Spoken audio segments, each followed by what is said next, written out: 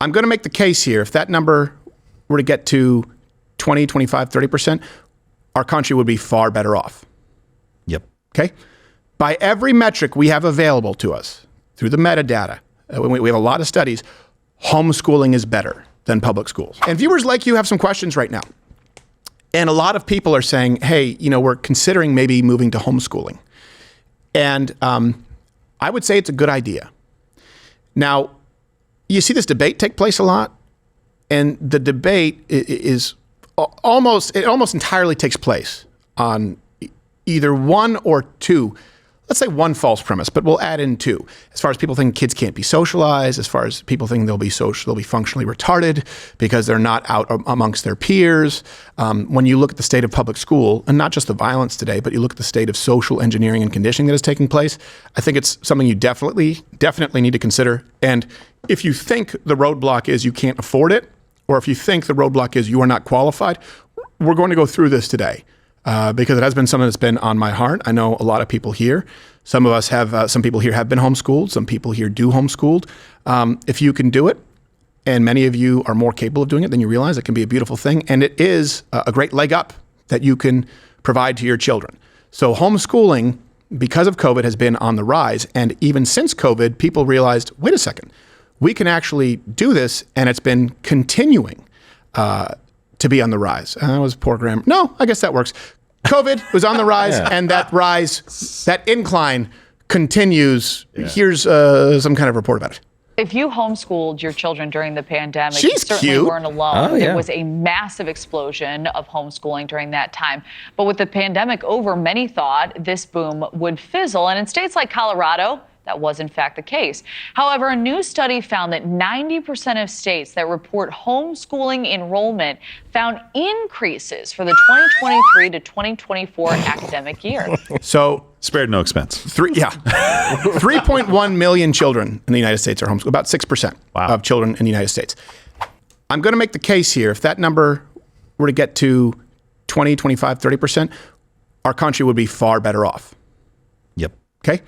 By every metric we have available to us through the metadata, we have a lot of studies, homeschooling is better than public schools.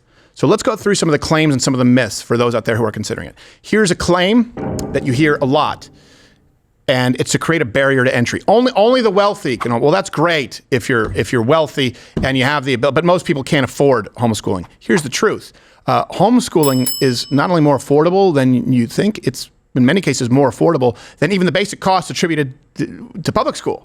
The annual average cost for homeschooling is $500 to $2,500 if you want to, use some of the premium services out there. There's a lot. The good thing about homeschooling is you can customize it. Hey, education.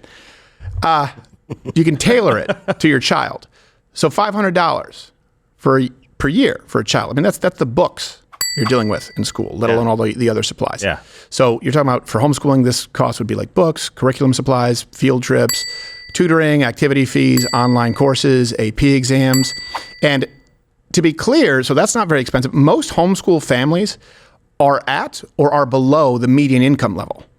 So 61% of homeschooling families earn less than $75,000 a year in the household. Wow. It is surprising. The median income of American families is $80,000 right now. And that's probably one income families then, right? Yeah. One parent staying home. And by the way, 52% of homeschooling takes place with only one parent in the labor force. So if you're thinking you have to be a dink, dual income, we have to make this. No, it does come down to priorities. It means there will be some sacrifices, but is it worth it? This is a time where people can maybe put their money where their mouth is. Is it worth it? Hey, are you making more than $75,000 a year? Are you making more than $80,000? You absolutely can homeschool. Most people who homeschool make less than that. Those are the numbers. That's insanely affordable too. I didn't realize it was $500 to $2,500. Even at the top end, $2,500. You're like a couple $100 a month. Yeah. It's definitely a lot less than private school. And you know what else too? You don't. Yes, for sure. Yes, and you don't. By the way, you don't have to be only a one-income household, because here's another truth: homeschooling takes a lot less time than you think. Yeah. Nowadays people bemoan the gig economy. Hey, isn't it great that you could, do Uber or work a part-time job that allows you the flexibility to homeschool. So you can do both. So to give you an idea, the average public school day in this country is at least 6 hours. Many places it's 8 hours. Yeah, I was about to say that sounds low. It does sound low. When I went to school, it was in Canada. I mean, we went to school when it was dark and we got home when it was dark. Mine was about 7.5 hours. I think I got there when it was 8 and left about 3:30 with the last bell, if I wasn't in sports. Ours was from 9 to 4:30, but our recess was under 10 minutes. And our time between classes was 2 minutes. Well, Bullshit. but It was 7 minutes, our recess. your We had a recess, 7-minute it was like 4 degrees below zero outside, so you don't do much recess. Our recess at Centennial, where I went, was just long enough to give you a panic attack if you had to make it to the other wing of school. Or you had to take a dump. Yeah, and there was traffic, and you had some crazy Latvian IT professor who would give you an after-school detention if you didn't walk into class before the bell started. I argued with him and went to the office. I got out of my after-school. I said, no, the bell wasn't over because it was boo, boo, boo, boo, boo, boo, boo. I said, so look, What a that weird last bell. tone, yeah, It is a weird bill. What is this Canadian bell stuff? it's real. It's really absurd. That is really weird. It's I 8 could be hours. for me. misremembering it. 8 hours for my kid. 7 to 3 is when they leave and come back. Yeah, Okay. eight- Eight hours. Yeah, that's what I was going to say. travel. 6 Yeah. seems pretty low. Let's call it 6 to 8 hours. Homeschool hours, I mean, they vary by age. Again, you're tailoring it to children. I don't know if you know this. Young children have shorter attention spans. No. So pre-K kids in homeschooling can be 20 to 60 minutes, right? 20 minutes to an hour. Kindergarten can be 30 minutes to an hour and a half. First grade through the 8th grade, you're looking at 45 minutes, and then you gradually increase to about 3 hours. The 9th grade through the 12th grade, 2 hours to 4.5 hours. And here's something that's really important too. Pretty much every study that we have available to us, all references available, link in the description, especially if you are a parent, this one's really important. It shows that kids don't do well in learning environments beyond 3 or 4 hours, right? 5 to 8 years old, their attention spans are 12 to 24 minutes. 9 to 11-year-olds, 20 to 30 minutes. And even if you go all the way up to 15 to 18-year-olds, as far as, think of it as a sprint, right? Learning something new is a sprint. It's not a marathon, right? So you have to be revving that engine pretty high. When you're at 15, it's still about 48 minutes. Jeez. 48 minutes. And we also have studies available that say kids learn best in an environment where you cap it at about 3-4 hours. Let's call it the high end, 4 hours. That tells you that public school is not designed to be optimal for learning for kids. It's designed to be a babysitter. Yeah. So that you can both be a dual income household and be a cog in the wheel of the machine. Do you understand that? You've been conditioned to believe this. And here's the thing, maybe you like it, but it's not a necessity. It's not. I'm telling you, it's not. Public school is not designed to be the best way, the most efficient way, or honestly, the healthiest way for your kids to learn. It's designed to allow you to work and to be a babysitter. But that comes with a lot of baggage. Not just the shootings that we're seeing, because obviously that's a very small number, but the kind of social engineering, that's probably the most common question we get. How do I prevent my child, my daughter, my son from insert the name of whatever power trip teacher here? Here's another. Well, but think, I mean, just to buttress that point, 8 hours a day, let's call it, for what? From 5 to when you're 18 years old, essentially? Yeah. And if you start pre-K before that, I mean, the government has your kids in a lot of cases for a lot longer than you do, because factor in sleeping time, factor in homework time. What do you get your kids for? A few hours a day, maybe? And how much of that time are you trying to spend for yourself and interacting with your kids? Like, we've really screwed this whole thing up, Right. like, generally speaking. For the American. So we're going through that you can't afford it. You can. That homeschooling is expensive. It's not. That it takes up too much time. It doesn't. Right. Let's move on down the trail. Here's the next claim. And I know a lot of you, and this is because you're a good parent. You want what's best for your children. So some of you have, presumed imposter syndrome.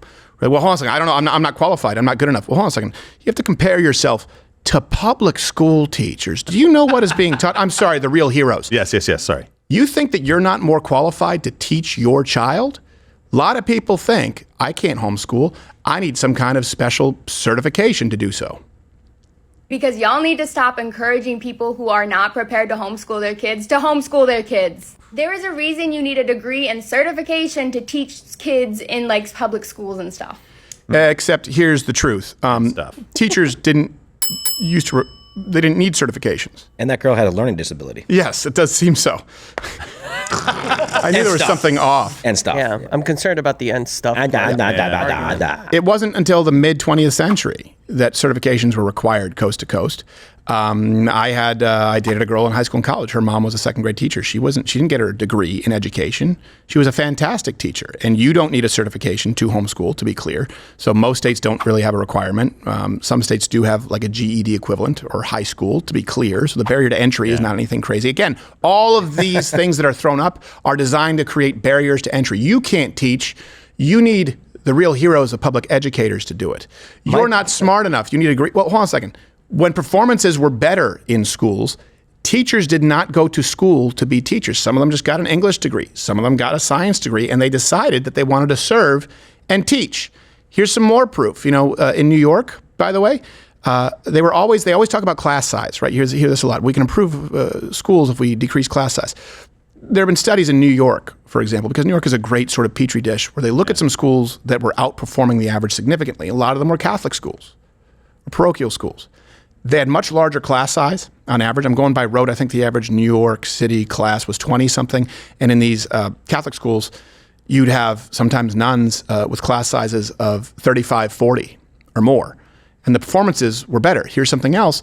A lot of these nuns would run these schools without certifications in the public indoctrination system. Nobody wanted to be sent to the priest's office, to be fair. That's true. Well, it's the nuns' rulers that really were the saving grace. I was scared of measuring nuns stick. as a kid because I knew two really, really mean nuns. Yeah. One of them beat me. Now, Well, You probably had it coming. I did have she beat you for a reason. She beat me because I earned it because I liked the outfit. Oh, come on. Something about that black.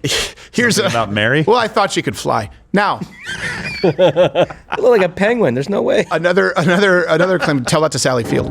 Another claim that you'll hear, and you hear this a lot. Well, homeschool kids they're not socialized. Well, the problem is they don't get the socialization. So maybe they'll do better on standardized tests because that's not even being disputed at all. Everyone knows that. So they say, well, it's the intangibles that can't be quantified. The socialization they don't get at school. Well, here's the truth: is homeschool kids develop not only just fine, far better than kids in public schools today. So 13 out of 15 studies that were conducted, we'll make these references available. It was homeschool versus non-homeschool kids. Show that the homeschoolers were significantly more well-adjusted. Let me give you some examples here. They say, oh, these can't be quantified. They can. Homeschool kids more civically minded, meaning 71% were involved in community service, or 71% more likely, to be involved in community service, 51% more likely to attend some kind of religious service. And some of you may say, I don't like religion, but the point is these kids are actually involved in a social circle, which is a good thing considering what we see with people who are isolated. Homeschooled kids are far more likely to attend college, 74% of homeschooled kids versus 44% of public school kids. Wow. And the studies show that homeschool kids, when they get to college, adapt better to higher education. Hey, it might make sense because they've actually been able to tailor education to themselves and focus on their strengths, generalized education, and then foster the strengths of your child. We used to do that. It was called society. They're not burnt out and jaded by the concept of schooling either. Right. Yep. Yeah. Exactly right. And anyone, look out there, comment below. Like I was a CB student, okay? I never opened a textbook. I hated it. I would wake up every day hating my life. Mystery at solved. public school. Never opened a textbook. Never opened a textbook. Wait, you think you're going to be interested in Canadian history? Oh, No. we said uncle to the king. Yeah. Great. What a wonderful founding of a nation. Should be a short book. Yeah. We spent an entire semester on how when there was a colony, it burned down the White House because you don't expect your friends to burn down your shit. That's all it is. It's true. And it was fundamentally uninteresting. I would do really well in classes that interested me, like English or like biology, things like that, physical science. And some of the classes I didn't. I learned a lot after school. I did pretty well in college my first semester when I went and I was able to choose what it was that I was studying. Second semester, I hope no one finds my transcripts. It was like a 20% overall. I was doing stand-up and I never went to class. I was the same way. My favorite class was marketing in high school. Really? Marketing class. And that teacher was the best teacher I ever had, Yeah. Mr. Rao. And he was a sales guy. Yeah. He wasn't like, he didn't have a teaching degree. He was a sales guy. Yeah. Yeah. There you go. I had a teacher who was new. His name was Paul Mitchell, my senior year of high school. Whoa, he went to hair guy? cosmetology I know, school? exactly. You never Wow. told me that. Nice. And That's why your hair looks so nice. all of his students did something. Oh, thank you. That's why you look so cute today. Stop it. That's why you're breaking my heart every It's morning. because I'm wearing this shirt. Shut. Oh, I don't And agree. he made it really clear. I remember he said, look, you write a journal. Because every single day you write something. Don't care what it is. Could be lyrics to your favorite song. Could be a Dear Diary entry. Said no one's going to read it but me. Every single day you write something. That's 10% of your grade. Then we would read a book. We would have a test on the book to see what we had retained. We would have some kind of a literary essay. Then we would have a separate essay that could be like a persuasive essay, something like that. And twice a year we had an oral. He said, this is how you are going to be graded. Okay? Kids did so well in his class that the administration sat him down and said, your averages are too high. Kids were testing. We read Lord of the Flies. Kids tested off the charts, right? How much do you remember from this book? Kids were testing 90, like kids who were basically flunkies, testing 90%. So I remember he came to us one semester. He said, we're just sorry, your overall grade point averages they're just going to be lower because they don't like it. They don't like it. And he was a great teacher. There are a few teachers that I really remember who were great. Miss Naidu in the 4th grade taught me long division. And I remember Mr. Mitchell. He was a great one. Miss Roberts in 7th grade was really good too. There should be more than 3 when you go from the 1st grade to the 11th in Canada. There should be more than 3. But they say, oh, kids can't be socialized well in homeschooling. Well, that would mean that you assume you're a really bad parent. You don't have activities planned for your kids. You don't have ambitions for your kids that involve community and other children. Would you rather have a public school teacher teach your child how to identify as a cat, tool man? Or learn how to smoke from your very own dad? Yeah. Oh, that's double smoking. Hey, he's grilling. He's grilling. That's a cool looking dad. Tim took that he's grilling from that picture. Nice. That's a double smoke. And here's another truth. Homeschooled kids, they outperform public school kids in a lot of other ways when you're just talking about actual academics, right? Standardized exams, they do significantly better. So the average homeschooler is 15 to 25 points better on average. Black homeschoolers, 23 to 42 percentile points better. 87% of peer-reviewed studies show that homeschoolers perform better than public or even private school counterparts. They perform better socially, emotionally, psychologically, on academic performances. Now, there are some exceptions. We tried some remedial classes here in the office, and it went about as well considering this troop as you can expect.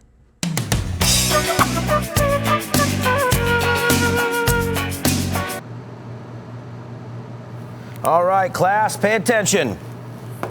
Battle drill 3, react to ambush. Come on, hey, come on, guys. Let's go. No, computer, off your phone. Come on, come on, please. Please, pay attention. Somebody, pay it. You guys need this information.